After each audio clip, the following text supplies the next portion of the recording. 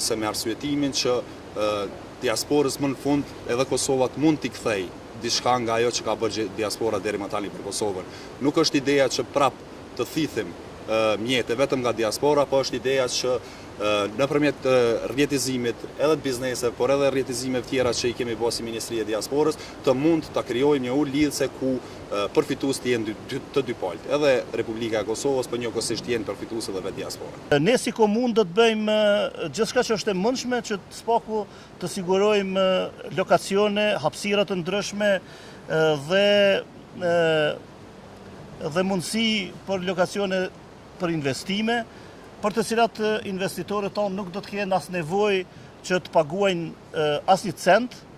por që sipas ligjeve tona do t'ua japim në shfrytëzim pronat komunale ashtu siç e parasheh ligji